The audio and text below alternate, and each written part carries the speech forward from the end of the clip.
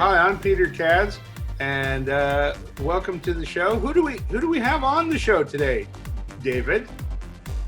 I think it's Tim Nutt and Rob Balsdon. Wow, they're hilarious. Identity theft is not a joke there, you two. Oh, anything's funny right now.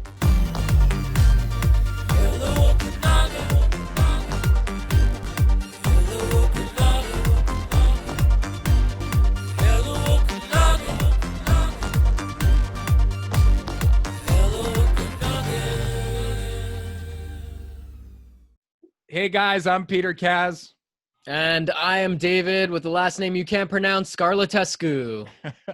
And with all the craziness that we're having around the world right now, we thought we'd bring you a little levity. So we've got the one and only top comedian Tim Nutt and Rob Balsdon from Trainwreck Comedy. How are you guys doing? So far, so good. Can't complain. Now, if Tim's a top comedian, does that make me a bottom comedian? Oh, like a power bottom. That is power Brad. bottom. It is Brad. Yeah. All right, welcome, guys. So why don't you talk a little bit about how you guys got into comedy? I fell down a flight of stairs. And landed on a Really? comedian or what? Oh, we're not talking about what you did last week. Like, how no, did you no. actually get into comedy? I had no intention of it, and I was working in a kitchen, and I fell down a flight of stairs carrying a big pot of soup, and broke my back in two places, and spent the next 9 months figuring out something else to do with my life. And I ended up telling jokes on an amateur night. That's a way cooler story than I'm about to tell. Oh, yeah. Well, you know. I went to university for acting, and within 6 months of getting into this specialized university, I hated it. I hated every minute of it. You have to play nice with others. Oh, you totally do. There was actually one exercise. We stood in a circle and threw a hacky sack back and forth to demonstrate teamwork. I was paying $60,000 a semester for teamwork. Yeah, no. I studied theater and writing in university too. So, yeah, I get it. If your character was a tree, what kind of tree would you be? A big one tree for this nonsense. Yeah. I want to say I'd be something strong like a birch, but I definitely would be like a weak little cedar for sure. But anyway, it didn't work out for me. I hated acting, so to stay on stage, I still like performing. I tried an amateur night in downtown Toronto and never looked back. Are you guys originally from the Okanagan? No. I grew up in the Lower Mainland, Coquitlam area, and then I lived in Toronto for a long time. And then about 10 years ago, the wife and I moved out here and really dig it. What about you, Rob? Yeah. I'm from just north of Toronto. I grew up in Newmarket, Ontario, home of Curtis Joseph, Tyler Stewart, the Bare Naked Lady. Glass Tiger, I think. Glass Tiger, yeah. Alan Frew. Yeah, John Candy was born in the Newmarket General Hospital. So Connor McDavid's from there. So it's a small town, but some big names out of there, including Rob Balsdon, one of the biggest. Huge bottom comic, but huge name. Did they name a high school after you yet? No, not yet. It's coming. Probably there's a porta potty with your name on it, though. Yeah, for sure, a couple. And my phone number for a good time. Oh my gosh. But it's I moved downtown Toronto after that, and then moved out here. This is my 14-year anniversary in May. I just celebrated 14 years. I came to Kelowna for a summer job on the radio, and never left. Congrats. Yeah. So, what was your guys' first big break in the industry? I'm still waiting for it. Yeah, I haven't. Any day now. I had to start my own show to get stage time. The real answer was in 2006, I got to go to Just for Laughs for the first time, and that really was a big game changer for me. If you're at a Burger King or a McDonald's or a Dairy Queen and the person serving you is skinny, they're new.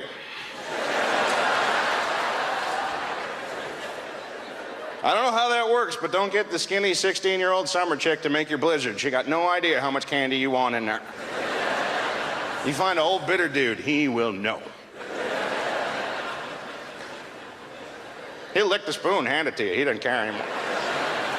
He's been employee of the month 187 times. They'd fire him, but no one else would close on Friday. Yeah, and then I did the national tour that they used to do. And that really cemented a lot of things. Got me a better representation and a little bit of a higher profile. Nice.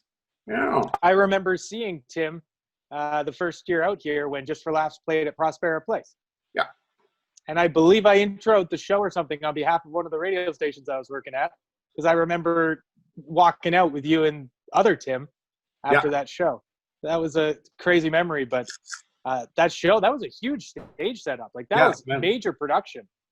Yeah, no, that was one of those things. And I remember Joey Elias had the Kelowna Rockets jersey on because he was trying to out-pander everyone.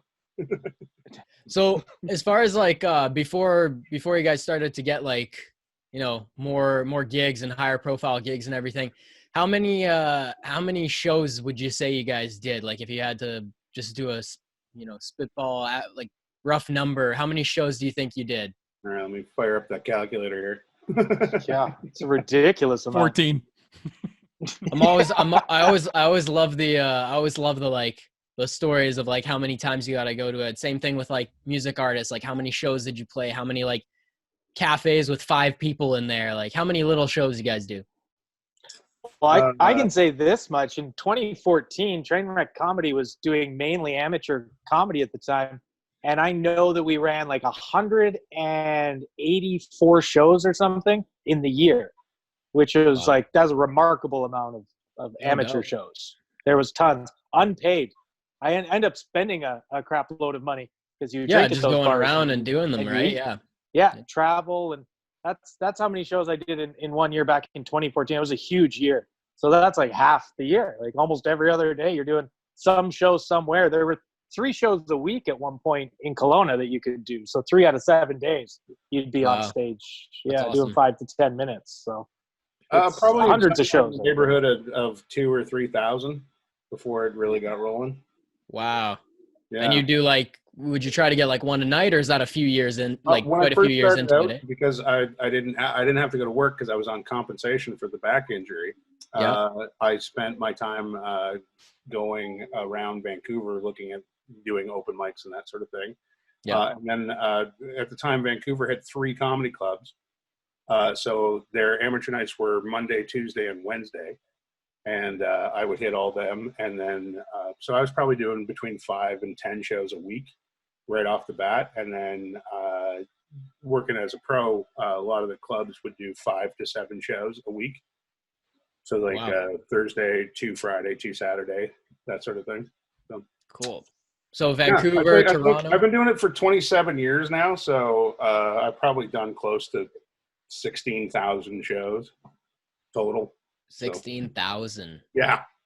Wow. I should be much better than I am, to be honest. You know, I wasn't going to say it, Tim. I haven't done that many.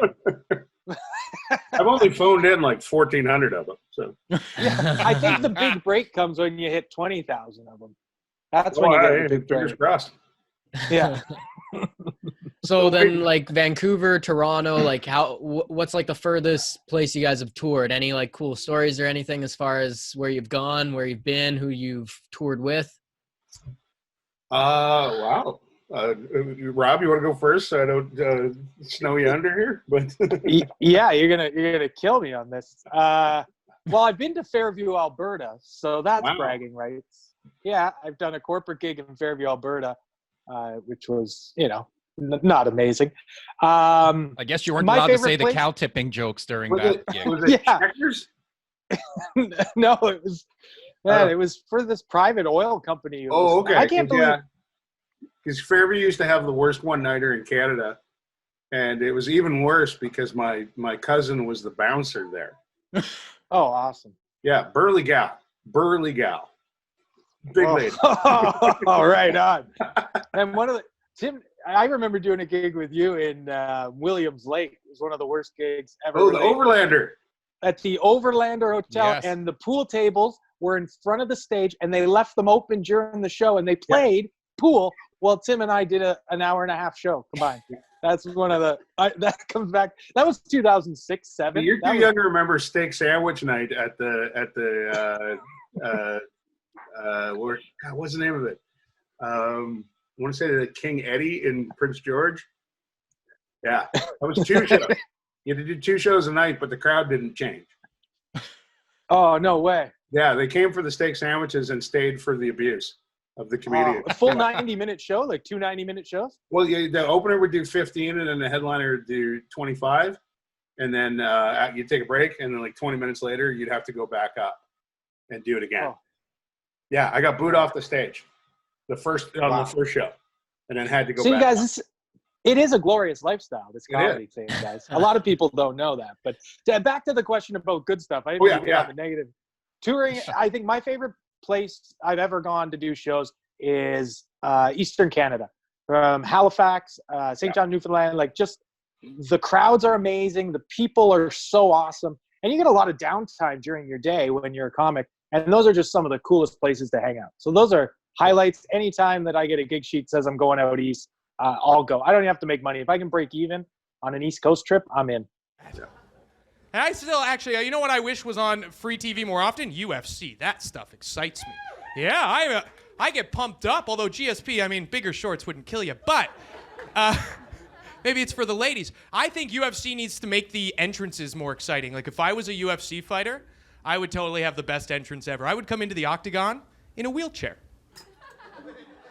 Just get my cornermen to push me in, just so that when I get to the octagon, Bruce Buffer would have to introduce me as Rob the Miracle. Balls, you don't want to fight the Miracle, right? Not to mention it would trip you out. You look across the octagon, 1 minute I'm drinking out of a water bottle, you look back, it's a wine glass. And I'm not saying you couldn't beat me, right? You could probably knock me out pretty easily, but if you did, just wait 3 rounds, I'll be back. Hey guys, don't forget to subscribe to our channel and smash a like. We appreciate it. I remember, when I was younger and I was in a band myself, and then for the last 15, 20 years managing entertainers, you guys can probably associate with this, is especially in this country, in the west part, especially through the winter, it takes hours to get to the nearest civilization, I guess, to the nearest city or town. When you're out east touring, especially in Ontario, Quebec, it feels like you never left a town. So you're always in some metropolitan area. But holy cow, man, there's some stories I'm sure you guys can tell. I'd probably say, like, your typical December, January, February, traveling through the prairies and trying to make a gig in time. There's a guy that runs a room in Calgary named James Moore, who every year around November puts out a notice to remind people to keep water and extra gas in their car, because I got caught in a blizzard outside of Calgary for 17 hours I had to spend in my car. So, yeah, just remember Tim was stuck in the snow. Happens every year. You've killed a couple cars, haven't you, Tim? You've put a lot of kilometers on the last one. One full-on blew up just outside of Barrier. It was just big, loudest noise I've ever heard a car make. And then a big James Bond puff of spy smoke came out the back. It just died. Every light in the dash went on and just kaboom. So yeah. And then the other one, because of that, the transmission was starting to go, and the wife sent me to the dealership to get a new one. So that worked pretty good.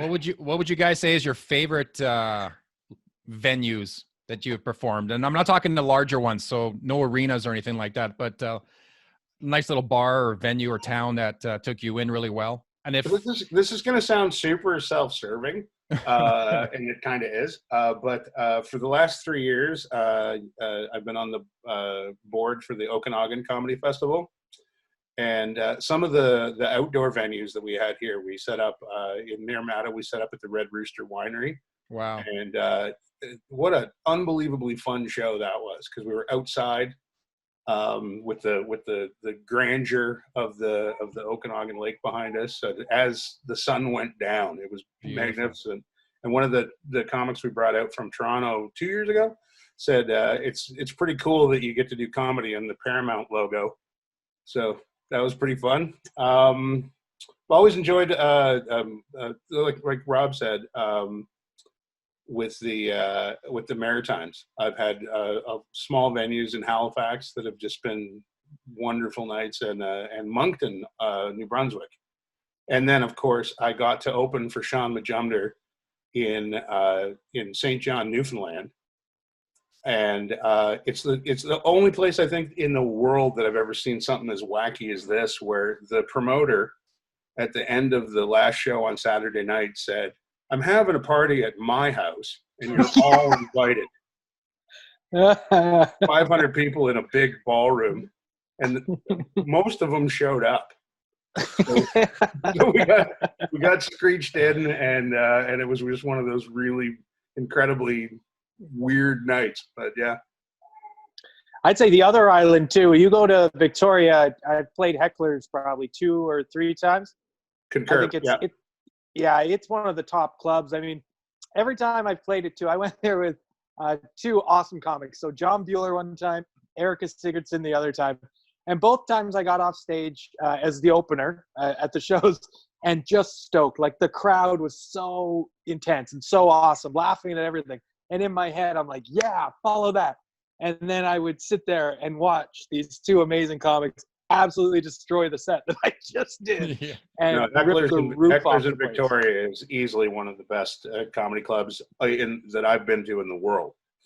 Yeah, it's amazing. Yeah, there are other ones like Rumors in Winnipeg is a really fun club. But Hecklers in Victoria is definitely one of the premier places as a performer. Like there's bigger venues and there's more people, but it's got this weird alchemy of it's got the right size of crowd. It's down in a basement. The ceilings are low. The sound is excellent, and the guy that runs it is a huge fan of comedy. Like he'll turn off a playoff game to put the comedy show on. Nice. Like it serves, it's a sports bar during the week, but it serves the comedy, and they're so committed to the show. And it's just and he's trained the audience that go there to be really responsive and respectful. So it's usually a pretty decent, one of my favorite places. I hope when all this nonsense is over, that's one of the first places I want to end up. So speaking of when all this is over, what are you guys' plans like moving forward and everything with what are you doing now, and then what does it look like after things start to open up again? There's a group out of Edmonton doing fire pit and backyard comedy shows, and then Rob and I have been kind of mildly discussing the idea of trying to get something like that going here. In the meantime, it all really depends on when it gets back up and running. I have a big tour planned for October, so I'm hoping that some of the venues that is supposed to be happening at are back and open. They're theaters, so that could be a issue if we're not back on track. And then I guess the short answer is probably running from my creditors. Yeah. Changing my name, shaving off the beard and cutting my hair and getting a job. And Tim's also part of a little pet project that I started called Virtual Funhouse Entertainment. That is so true. We're going to start working on that. We're launching that in a week or so here. Cool. How about you, Rob? Well, first thing first, I got to pay off all the refunds I was forced to give in the month of March and April. So after about a year and paying off all that debt, I really just hope that we can get regular shows going again. I mean, as far as like Trainwreck Comedy is concerned, it's gonna require a change in format. So I don't think it's going to be uncommon to see 2 shows a night regularly moving forward if they're going to be smaller crowds. And it's really just figuring out what they're going to allow and how I'm going to have to adapt business to those restrictions. And I'm talking regularly with bar owners and the people I do shows with, and we know we have changes to make, but it's still pretty, unclear what it's going to be until that next phase rolls out, which we're clearly waiting for. So I think it's making sure that everybody can still benefit and that the quality of the shows doesn't suffer with smaller crowds and these restrictions. Well, I want to thank you guys for being on the show. It was great to hear your stories and how everything had started for you guys. And I know the future is going to be great for you boys. Oh, thanks. You. Total pleasure. Yeah. Well, thanks for having us. Yeah, thank you guys so much. Hey guys, don't forget to subscribe to our YouTube channel. And I'm really excited to let you know that next week, the doctor is in. We're speaking with Dr. Pete Henley. This guy's been great all over social media the last couple of months, and we have him for an entire show. We'll see you next time. Hey guys, don't forget to smash a like. And subscribe to our channel for more content.